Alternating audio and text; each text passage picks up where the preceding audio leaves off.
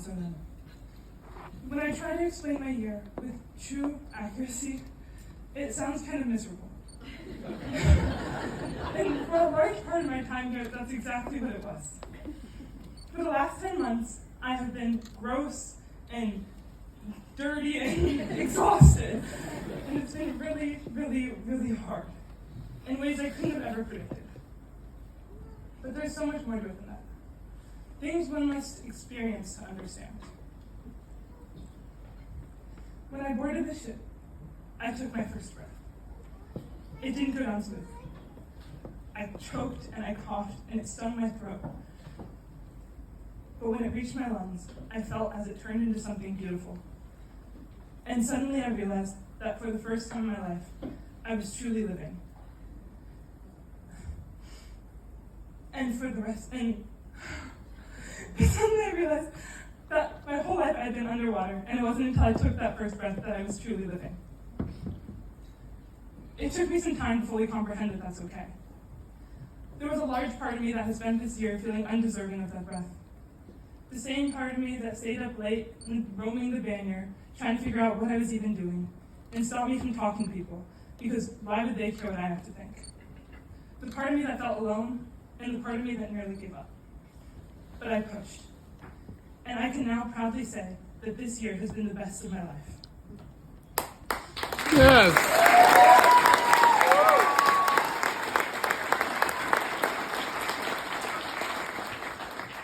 I've never felt more like myself than I do on this ship. I no longer feel like a stranger in my own skin, and I'm no longer afraid to be who I am. I have let the love outshine the fear. And now, finally, air is no longer a foreigner in my lungs. When I try to pinpoint exactly what it is that made this year all that it was, it's impossible to pick just one thing. From seeing a new culture every week, to disconnecting from my phone, to the constant beauty of the sky and ocean I've been surrounded with. Every aspect has been vital in creating such a surreal experience and pushing me to grow. Sorry. But what has undoubtedly made the biggest impact on me is the people and the connections I've found. There were countless times I found myself overwhelmed with love for my peers.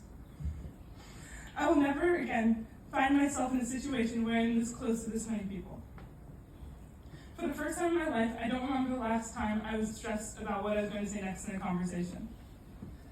Even the people I feel the most distance from on a ship are some of the closest people in my life. You guys have become my family, and I will forever hold a special place in my heart for each and every one of you.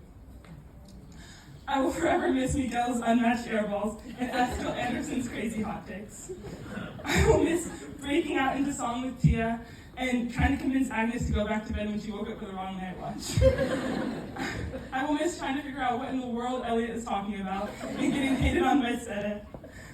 I will miss galley days with Sylvette E. and selfies with Lasse. I will miss giving Daria goodnight kisses, and I will miss the way that Max can read my mind.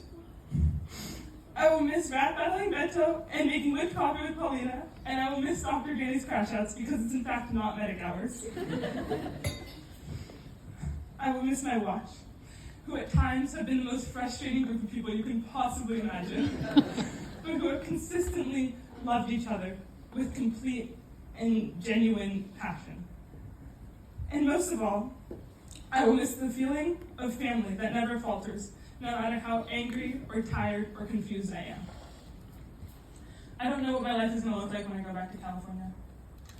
I don't know what I'm going to do without my family, and I can't imagine myself finding a place that feels more like home than this ship does. But I do know that I'll forever hold on to this newfound appreciation I have for the air in my lungs. Thank you.